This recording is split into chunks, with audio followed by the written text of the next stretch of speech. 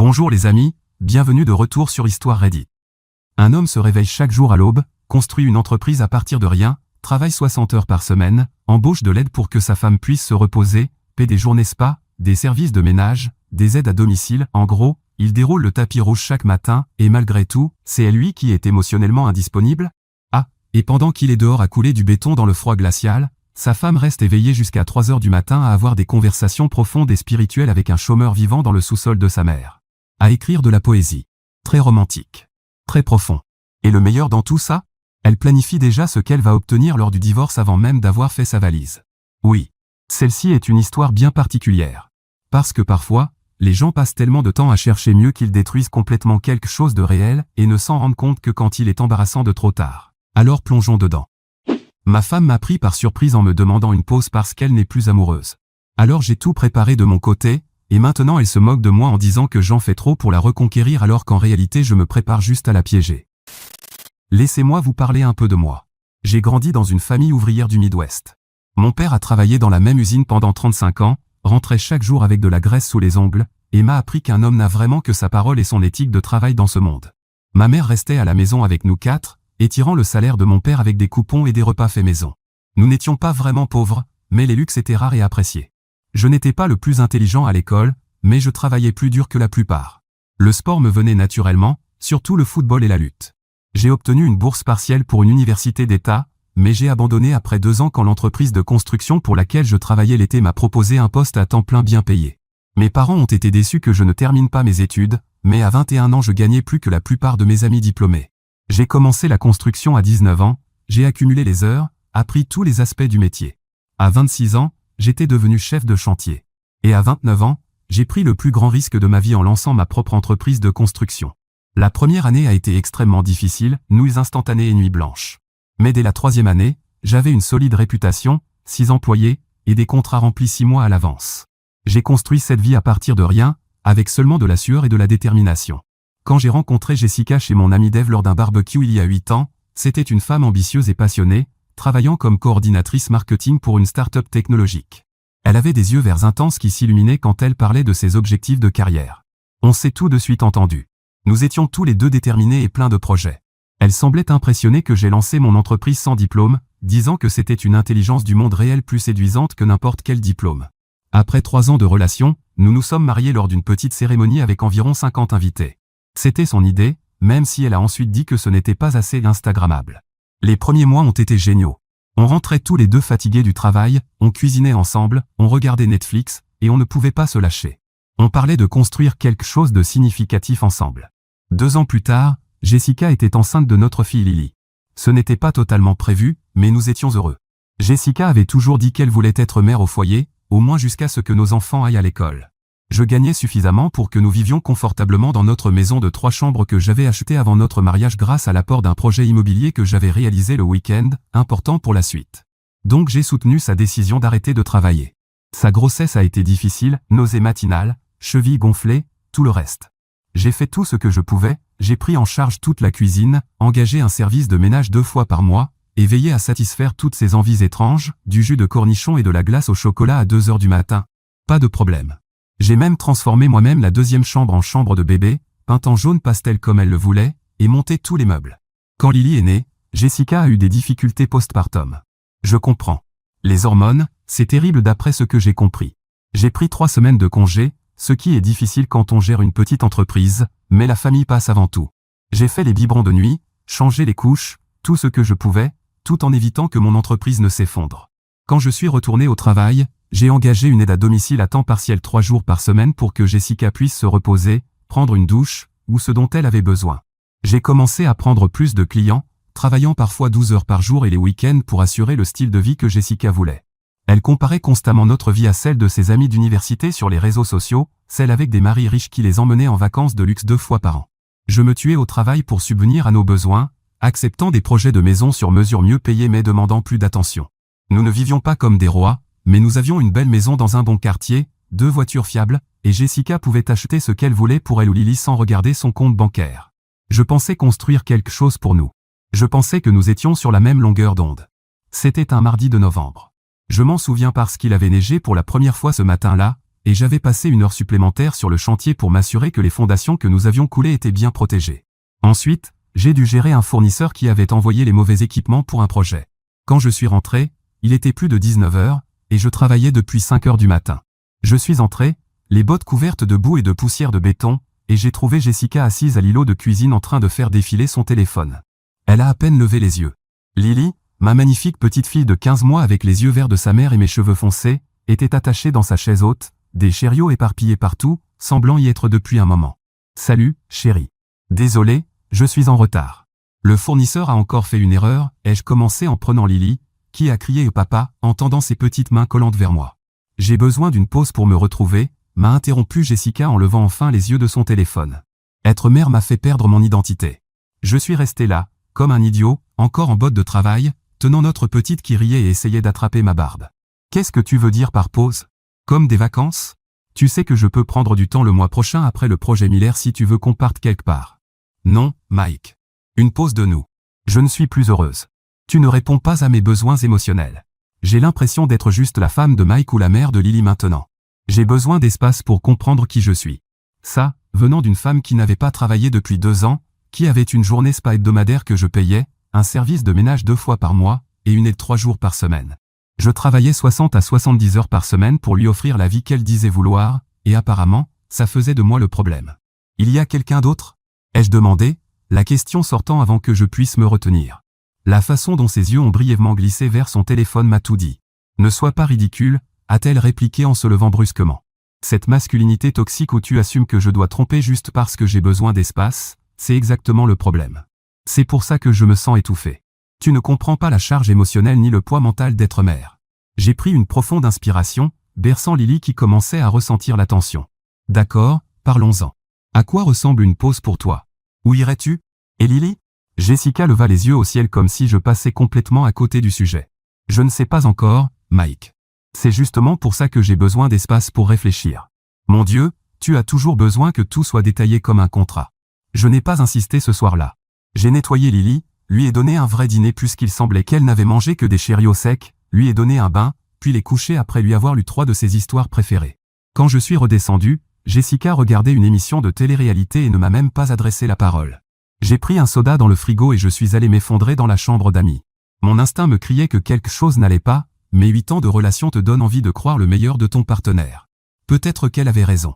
Peut-être que j'étais trop concentré sur le fait de subvenir aux besoins et pas assez sur la connexion. Je me suis endormi en me demandant comment réparer les choses, sans encore réaliser qu'il n'y avait rien à réparer. Les fondations étaient déjà fissurées au-delà de toute réparation. 2 jours sont passés dans une sorte de face-à-face étrange et tendu. Jessica était soudainement trop fatiguée pour s'occuper de Lily le matin. J'ai donc commencé à me lever encore plus tôt pour m'en occuper avant d'aller travailler, la déposant chez ma mère qui était ravie de garder sa petite fille. Quand je rentrais le soir, Jessica partait pour une soirée entre filles ou un vague moment de self-care. Le 3e jour, mon ami Ryan m'a envoyé un message pendant ma pause déjeuner, « Mec, appelle-moi dès que possible. » C'est à propos de Jess. Je me suis éloigné du chantier et je l'ai appelé depuis mon camion. « Écoute, mec, je ne voulais pas m'en mêler, mais ça ne sent pas bon, » a commencé Ryan, mal à l'aise. Tara, sa copine, est dans un groupe de gaming avec Jess, un truc de jeu de rôle en ligne sur Discord. Elle voit Jestro partager des choses sur votre mariage depuis des semaines. Mon estomac s'est noué. Quel genre de choses? Elle raconte que tu es émotionnellement indisponible et trop concentré sur le travail plutôt que sur votre relation. Elle dit que vous n'avez pas eu de vraie conversation depuis des mois. Je repensais à toutes les fois où j'avais essayé de parler avec Jessica de nos journées, du développement de Lily, de nos projets, pour n'obtenir que des réponses d'un mot pendant qu'elle fixait son téléphone. Il y a ce type dans le groupe, il se fait appeler Ethan, continua Ryan. Tara dit que Jess lui envoie constamment des messages privés, genre elle reste éveillée jusqu'à 3 heures du matin à parler avec lui. Ça expliquait pourquoi Jessica était soudain trop fatiguée le matin. Tara a vu leurs messages privés? Pas tous, mais assez. Hier, Jess se vantait dans le chat de groupe de t'avoir demandé une pause et que tu avais accepté comme le robot émotionnel qu'elle pensait que tu étais. Elle disait que ce Ethan, lui, l'écoute vraiment. J'ai remercié Ryan pour l'info et je suis resté assis dans mon camion pendant 20 bonnes minutes, à fixer le vide. Tout commençait à s'assembler. Le besoin soudain d'espace, les soirées entre filles, qui n'impliquaient visiblement aucune fille, les messages constants. Ce soir-là, pendant que Jessica était sous la douche, sa nouvelle routine, des douches d'1 heure avec son téléphone, j'ai fait quelque chose que je n'aurais jamais pensé faire. J'ai vérifié son Discord sur son ordinateur portable qu'elle avait laissé ouvert. Attendez, une seconde. Est-ce qu'il a vraiment fouillé dans son ordinateur? Avant de faire de Mike un héros, il a fouillé dans ses messages privés. 2 fois. Et dans son carnet. Je ne défends pas Jessica du tout, mais soyons honnêtes une seconde. La plupart d'entre nous auraient fait exactement la même chose. Et la plupart ne l'admettraient jamais. Quand ton instinct connaît déjà la réponse, chercher des preuves ne sert pas à découvrir la vérité, ça sert à te donner la permission d'agir. On ne fouille pas les gens en qui on a confiance. On fouille ceux en qui on a déjà cessé de croire, sans être prêt à se l'avouer. La vérité inconfortable? La confiance était déjà morte avant même qu'il ouvre cet ordinateur. Il cherchait juste une confirmation de ce que son instinct savait déjà. Alors apprenez à faire confiance à ce que vous savez déjà avant que cela ne vous coûte tout. Revenons à l'auteur du post. J'ai vérifié son Discord sur son ordinateur portable qu'elle avait laissé ouvert. Les messages m'ont donné la nausée. Elle et ce type, Ethan, échangeaient des messages explicites, avec des photos dont j'ignorais même l'existence. Elle lui disait à quel point il était intellectuellement stimulant comparé à moi. Apparemment, je ne suis qu'un gars du bâtiment, malgré le fait que je dirige une entreprise prospère. Elle disait se sentir vraiment comprise par lui après seulement quelques semaines de discussion en ligne. Il y avait aussi des critiques détaillées de notre vie sexuelle, Jessica se plaignant que je ne voulais que du sexe sans intimité émotionnelle, oubliant commodément toutes les fois où j'avais essayé de créer une connexion, seulement pour être rejetée. Elle partageait des détails intimes sur mon corps, mes insécurités, des choses que je lui avais confiées en toute confiance. Le pire? D'après ce que j'ai compris, ce type était au chômage, vivait dans le sous-sol de sa mère dans l'Oregon, et n'avait jamais eu de relation sérieuse à 29 ans. Mais c'était un esprit libre, qui la comprenait à un niveau plus profond et écrivait de la poésie médiocre qu'elle admirait comme s'il était le prochain Shakespeare. Il faisait déjà des plans pour qu'elle lui rende visite, discutant du montant de la pension alimentaire et de la prestation compensatoire qu'elle pourrait obtenir de moi, apparemment assez pour commencer une nouvelle vie ensemble. Il parlait même de la façon dont Lily s'adapterait au déménagement une fois que tout serait réglé. J'ai fait des captures d'écran de tout, me les suis envoyées par email, puis j'ai refermé l'ordinateur exactement comme je l'avais trouvé. Je me sentais vide, comme si quelqu'un m'avait arraché l'intérieur avec une cuillère rouillée. Quand Jessica est sortie de la salle de bain en peignoir, téléphone à la main, je n'ai pas pu me retenir. Alors, c'est qui Ethan? Ma voix était étonnamment calme. Son visage a changé d'expression 5 fois en 2 secondes, choc, peur, colère, calcul, puis indignation. Tu as fouillé dans mes conversations privées? A-t-elle crié en serrant son téléphone contre sa poitrine. Ton ordinateur était ouvert, Jess. Ce n'était pas Fort Knox. Réponds à la question.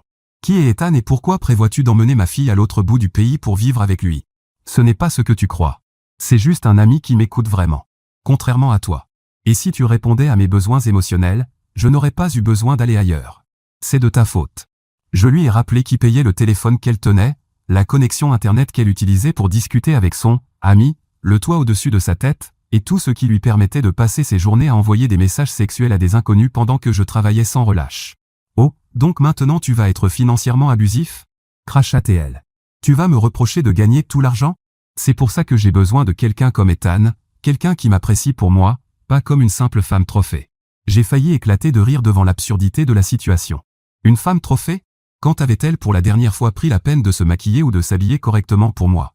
Pendant ce temps, j'avais déjà de la chance d'obtenir un simple grognement de reconnaissance quand je rentrais après des journées de 12 heures. Je vais te poser la question une dernière fois, dis-je en gardant une voix calme alors que j'avais envie de frapper dans un mur. Est-ce que tu as une liaison avec ce type, émotionnel ou autre? On ne peut pas avoir une liaison avec quelqu'un qu'on n'a jamais rencontré en vrai, répondit-elle comme si elle expliquait quelque chose à un enfant. Et même si c'était le cas, ce serait parce que tu m'y as poussé avec ton manque d'attention émotionnelle. C'était tout ce que j'avais besoin d'entendre. Son absence de démenti, qui confirmait en réalité son implication avec ce type, ainsi que le fait qu'elle rejette la faute sur moi m'ont tout dit. Je vais dormir dans la chambre d'amis jusqu'à ce qu'on règle ça, dis-je en me tournant pour quitter la pièce. Très bien. Fuis la conversation comme tu le fais toujours, lança-t-elle derrière moi. C'est pour ça que notre mariage échoue. Je n'ai pas mordu à l'hameçon. J'ai fermé la porte de la chambre d'amis, me suis allongé sur le lit et fixé le plafond, repassant mentalement les derniers mois. Comment avais-je pu ne pas voir les signes? Avais-je vraiment été si absent? Ou bien réécrivait-elle notre histoire pour justifier ses actes? Une chose était sûre, je ne me laisserais pas prendre pour un idiot. Si Jessica voulait une pause pour explorer quelque chose avec Shakespeare du sous-sol, elle pouvait l'avoir, mais pas selon ses conditions. Le lendemain matin à 4h30, pendant que Jessica dormait encore, je me suis levé, habillé et emmené Lily chez ma mère. Je lui ai expliqué suffisamment la situation pour qu'elle comprenne que c'était sérieux, et, comme la sainte qu'elle est, elle a accepté de garder Lily pour la journée sans poser de questions auxquelles je n'étais pas prêt à répondre. Au lieu d'aller sur le chantier, je suis allé à mon bureau et j'ai passé 3 appels, Dave, mon ami avocat qui s'occupe des contrats de mon entreprise, ma banque, pour prendre rendez-vous et une société de sécurité recommandée par un client. J'ai compris que je devais être intelligent. Pendant que Jessica était absorbée dans sa liaison émotionnelle en ligne, pensant avoir toutes les cartes en main, moi je mettais mes affaires en ordre. Dave a été direct quand je lui ai exposé la situation. « Mike, mon pote, tu dois te protéger, toi et Lily. » Jessica a déjà montré qu'elle est prête à faire passer ses envies avant les besoins de sa fille. Il m'a conseillé de tout documenter, les captures d'écran de ses conversations avec Ethan, les preuves de tout l'argent que je dépensais pour elle, les heures que je travaillais pendant qu'elle se cherchait en ligne.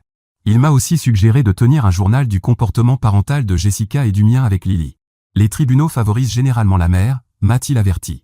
Mais si tu peux montrer qu'elle est peu impliquée et que tu es le parent stable malgré ton travail à plein temps, tu as une chance d'obtenir la garde principale. J'ai fait installer des caméras de sécurité dans les espaces communs de la maison, totalement légales puisque j'en suis propriétaire, et j'ai informé Jessica. Elle a levé les yeux au ciel, trop occupée à envoyer des messages pour vraiment protester. À la banque, j'ai ouvert un compte séparé et commencé à y transférer de l'argent, pas assez pour éveiller les soupçons, mais suffisamment pour avoir une marge de sécurité si tout dégénérait rapidement.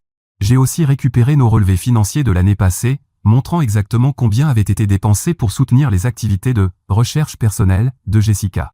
Ensuite, j'ai légèrement réduit mes heures de travail. Au lieu de journée de 12 heures, je suis passé à 9 ou 10, déléguant davantage à mon chef d'équipe, Tim, qui était parfaitement compétent. Cela me donnait plus de temps avec Lily et me permettait de documenter à quel point j'étais un père impliqué malgré mon travail intensif.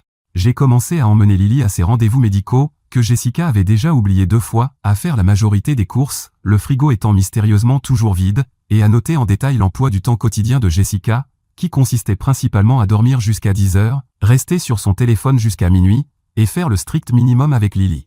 Jessica était tellement absorbée par son petit monde imaginaire qu'elle ne remarquait même pas ce que je faisais. Elle passait des appels FaceTime avec ce type Ethan en plein salon, m'ignorant presque complètement, parfois même Lily, qui venait vers elle en disant « Maman », seulement pour recevoir une tape distraite sur la tête avant d'être renvoyée à ses jouets. Un soir, je l'ai entendu lui dire « Une fois que j'aurai réglé la logistique, je pourrai venir te voir. » Mike est tellement naïf, il pense que cette pause est temporaire. Il dort encore dans la chambre d'amis comme un bon petit garçon. C'est à ce moment-là que j'ai su que c'était irréparable. Je ne serais ni son plan B ni son distributeur automatique pendant qu'elle testait une vie avec Shakespeare version discount. J'ai consulté 3 avocats spécialisés en divorce avant de choisir Sarah, une avocate directe et expérimentée dans la défense des droits des pères. Elle a examiné les preuves que j'avais rassemblées et a hoché la tête avec approbation. Tu as bien travaillé, Mike. La plupart des hommes dans ta situation réagissent au lieu d'anticiper. Mettons en place une stratégie pour protéger tes droits et le bien-être de Lily. Entre-temps, pour maintenir les apparences, j'ai commencé une thérapie.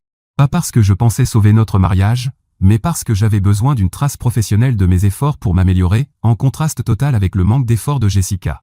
Et puis, parler de ce chaos mental m'aidait réellement. Le docteur Chen a été direct, Mike, d'après ce que vous décrivez, Jessica montre des signes typiques de quelqu'un plongé dans le brouillard d'une liaison. Elle réécrit l'histoire de votre mariage pour justifier ses actes. Elle compartimente son rôle de mère pour poursuivre cette nouvelle excitation. Et elle rejette la faute sur vous pour ses propres choix. Alors, qu'est-ce que je fais ? Ai-je demandé. Continuez à tout documenter, évitez les disputes, et préparez-vous à la possibilité qu'elle ne sorte pas de cet état, peut-être jamais. Ça faisait mal à entendre, mais au fond de moi, je savais qu'il avait raison. La femme que j'avais épousée avait disparu, ou peut-être n'avait-elle jamais vraiment existé. Quoi qu'il en soit, je devais me protéger, moi et ma fille, de la tempête à venir. Au fil des semaines, Jessica est devenue de plus en plus arrogante et désagréable. Chaque jour, c'était comme si elle retirait un nouveau masque, révélant la personne qu'elle avait apparemment toujours été. Un dimanche, mon seul jour complet de repos, elle m'a carrément donné une liste de tâches à faire parce qu'elle était trop, émotionnellement épuisée, pour s'en occuper. J'ai parlé avec ma coach de vie, en réalité une inconnue rencontrée sur Discord qui lui facture $200 de l'heure pour des appels Zoom. Oui, j'ai vu le relevé de carte bancaire. Et elle dit que je dois prioriser mon bien-être. En tant que partenaire masculin émotionnellement bloqué, tu devrais en faire plus ici. J'ai regardé la liste. La liste comprenait tondre la pelouse, réparer la porte du garage, nettoyer les gouttières, faire toute la lessive, y compris ses vêtements délicats, et préparer ses repas pour la semaine. Rien concernant Lily, bien sûr. Jerry et lui ai rendu la feuille. Je m'occupe de ma part des responsabilités parentales et domestiques, comme je l'ai toujours fait, mais je ne suis pas ton domestique. Elle est devenue hystérique, se lançant dans une tirade sur la charge mentale d'être mère et sur le fait que je ne pouvais pas comprendre à cause de mon privilège masculin. Pendant ce temps, notre fille jouait tranquillement dans le parc que j'avais installé ce matin-là après lui avoir préparé son petit déjeuner. Quelle charge mentale, Jessica ?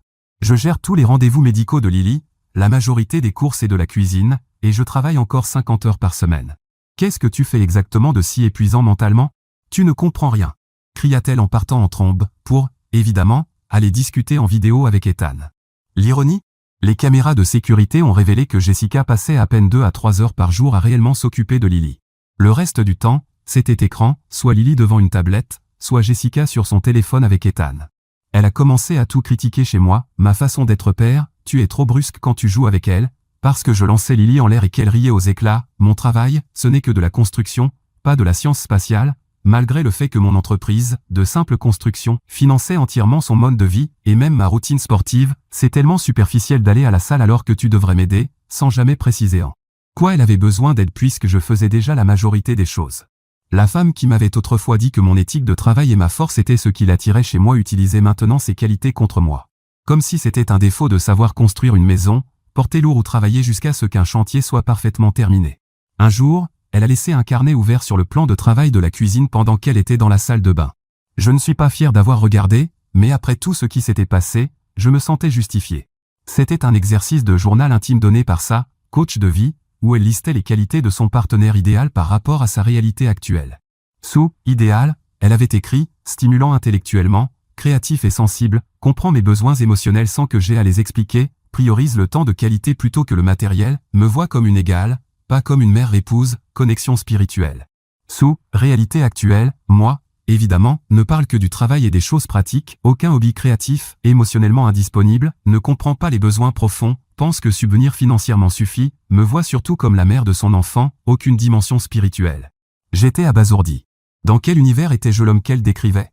J'avais commencé la menuiserie comme hobby des années plus tôt et fabriqué la moitié de nos meubles, y compris le lit de Lily. J'avais essayé d'innombrables fois de parler de sujets autres que le travail, pour me heurter à des réponses d'un mot. J'avais organisé des rendez-vous surprises jusqu'à ce qu'elle commence à les annuler à la dernière minute pour du temps pour elle. C'est là que j'ai compris, Jessica avait créé une version fictive de moi pour justifier sa liaison. Dans son esprit, j'étais devenu le méchant de son histoire, l'obstacle à son bonheur, plus l'homme avec qui elle avait construit une vie pendant 8 ans. Elle est revenue de la salle de bain et m'a vu regarder son carnet. Sérieusement? Tu fouilles maintenant dans mes pensées privées? Le respect va dans les deux sens, Jess, ai-je répondu calmement. Tu me décris comme un robot sans émotion, mais ce n'est pas la réalité. C'est l'histoire que tu te racontes pour te sentir mieux par rapport à ce que tu fais. Tu ne sais rien de ce que je ressens. Tu ne l'as jamais su. Je suis simplement parti. Il ne servait à rien de discuter avec quelqu'un qui réécrivait l'histoire pour correspondre à son récit. J'ai emmené Lily au parc, la laissant marcher autour des jeux pendant que je restais assis sur un banc, essayant de concilier la femme que j'avais épousée avec l'étrangère qui vivait désormais chez moi. Ce soir-là, elle n'est pas rentrée avant 23 heures, affirmant qu'elle était avec des amis, alors que sa localisation, toujours partagée sur nos téléphones, montrait qu'elle était restée 4 heures sur le parking d'un Starbucks, probablement en appel avec Ethan. Elle n'a pas demandé des nouvelles de Lily, n'a pas vérifié si elle allait bien, elle est directement allée sous la douche avec son téléphone. C'était comme regarder quelqu'un que j'aimais se transformer en une personne que je ne reconnaissais même plus et je ne pouvais rien y faire. 4 semaines après le début de sa pause, je suis rentré de la salle de sport et j'ai découvert que Jessica avait dépensé $600 en vêtements avec ma carte bancaire. Quand je lui ai demandé des explications, elle a dit « Je mérite de me sentir bien dans ma peau. Tes critiques constantes sont la raison pour laquelle j'avais besoin de cette pause. » J'étais trop fatigué pour me disputer.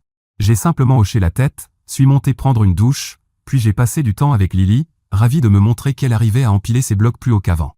Ce soir-là, Jessica a laissé son ordinateur ouvert en allant prendre un bain. Un message d'Ethan est apparu.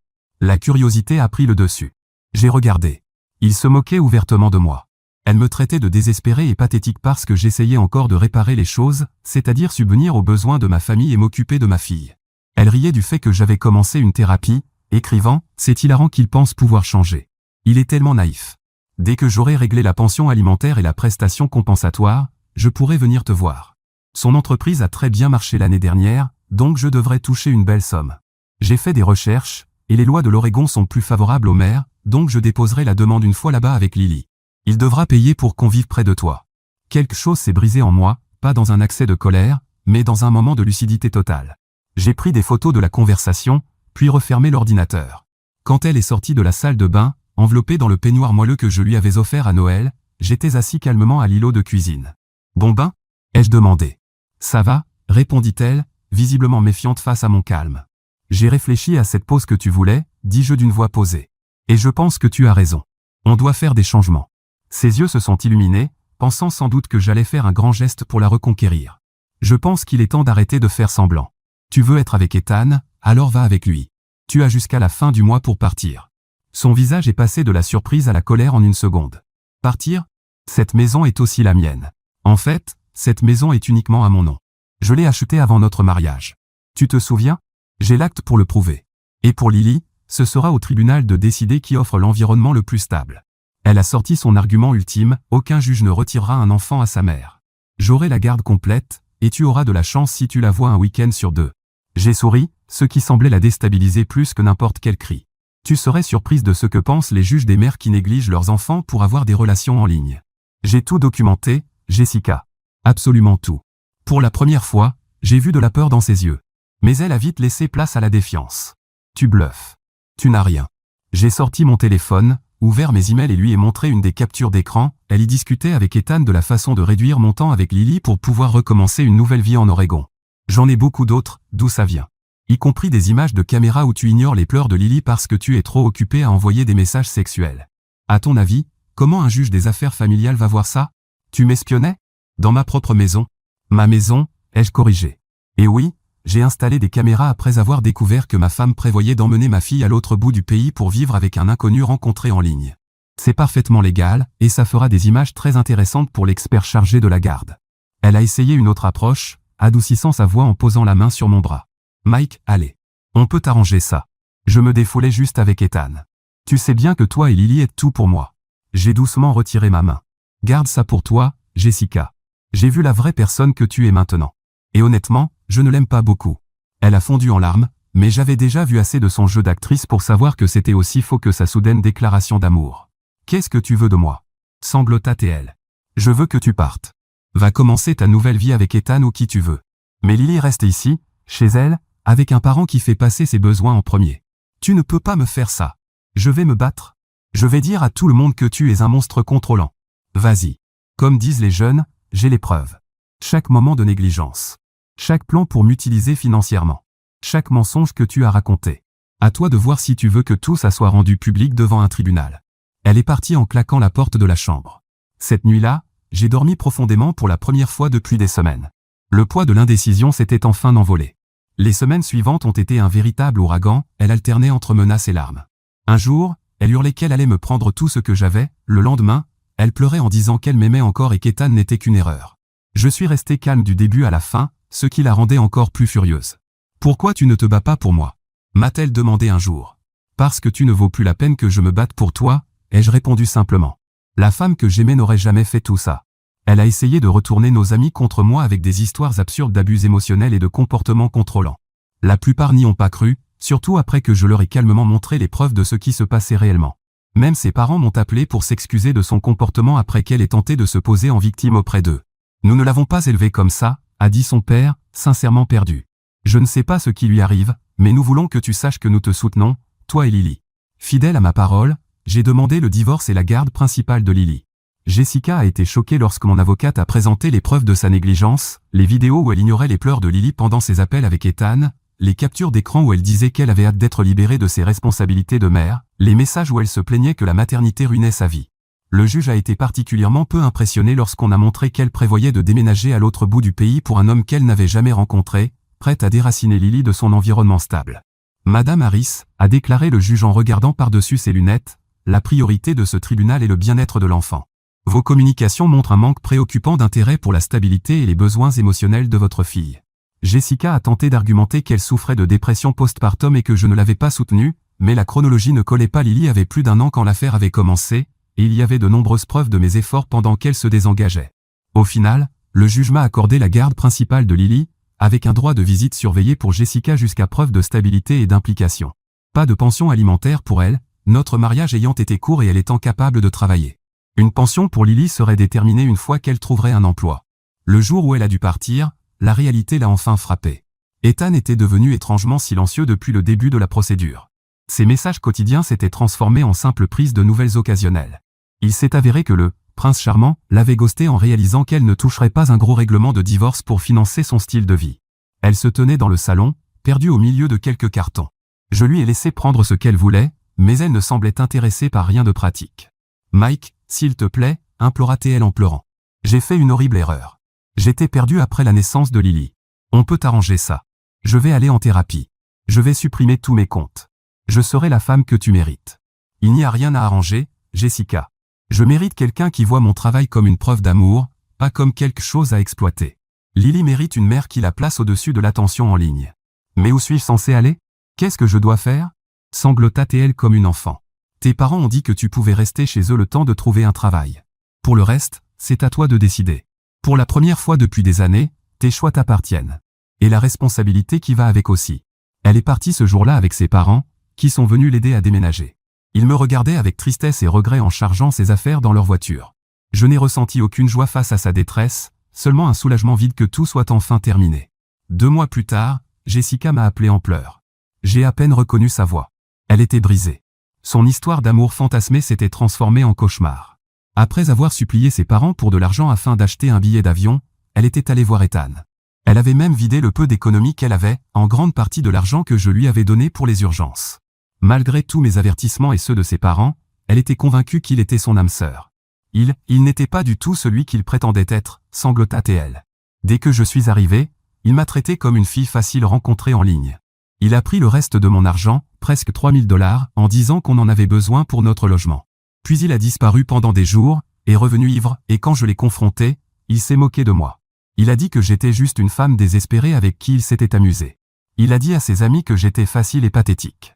Elle avait trouvé un petit appartement en ville, mais ne pouvait plus payer le loyer après le premier mois. Ethan l'avait bloqué partout après l'avoir ruiné. Ses amis, Discord avaient disparu dès qu'elle avait eu besoin d'aide réelle.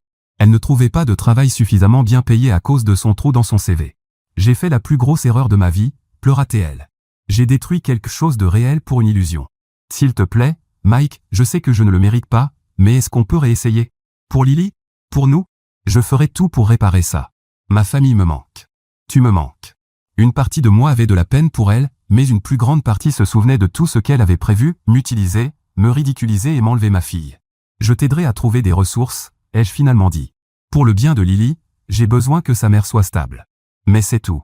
Tu as fait ton choix, et les actions ont des conséquences. Ce que nous avions est terminé.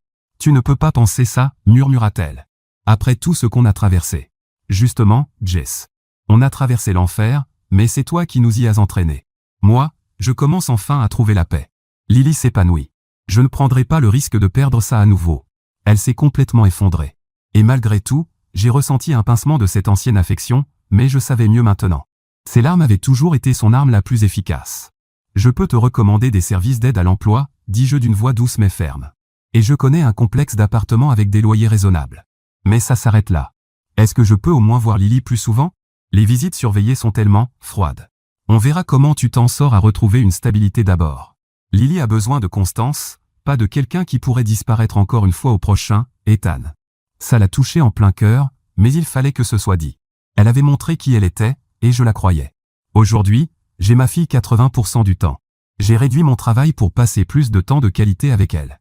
J'ai confié davantage de responsabilités à mon chef d'équipe, Tim, qui est même devenu associé junior. J'ai transformé mon bureau à la maison en une salle de jeux incroyable pour Lily, avec un coin lecture, un espace artistique, et assez de peluches pour ouvrir un petit zoo. Jessica commence lentement à se reprendre en main avec une thérapie et un emploi dans le commerce. Elle voit Lily régulièrement, mais elle sait qu'elle doit regagner la confiance. Nos échanges sont civils, parfois même amicaux, mais il y a désormais un mur entre nous qui ne disparaîtra jamais.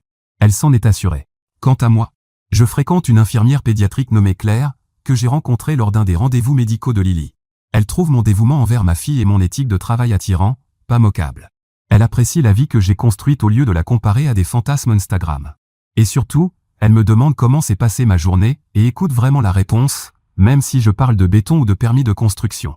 La première fois que Claire est venue dîner et a vu mon atelier de menuiserie dans le garage, elle m'a posé des questions sincères sur la table basse que j'étais en train de fabriquer. Jessica, elle, trouvait ce hobby ennuyeux et inutile quand nous étions ensemble. Parfois, la meilleure revanche n'est pas de faire souffrir quelqu'un. C'est de construire une vie meilleure pendant qu'il réalise ce qu'il a perdu. J'ai évité une balle. Et chaque fois que je vois le visage de Jessica quand elle vient chercher Lily et aperçoit le foyer heureux qu'elle aurait pu avoir, je sais qu'elle s'en rend compte, elle aussi. Alors ma famille YouTube, voici mon opinion sincère sur cette histoire. Je ne vais pas prétendre que Mike est parfait. Personne ne l'est. Peut-être qu'il s'est trop concentré sur le fait de subvenir aux besoins et qu'il a parfois oublié la connexion émotionnelle. C'est humain. Les mariages demandent des efforts constants des deux côtés, et les problèmes de communication existent. Mais voici le moment où toute ma sympathie pour Jessica disparaît, dès qu'elle a commencé à planifier sa sortie tout en vivant encore au crochet de Mike, à se moquer de lui sur Discord, et à discuter tranquillement de la manière de maximiser sa pension comme si elle faisait du shopping. Ce n'est pas une femme qui n'est plus amoureuse. C'est quelqu'un qui avait déjà abandonné et qui a choisi la tromperie plutôt que l'honnêteté.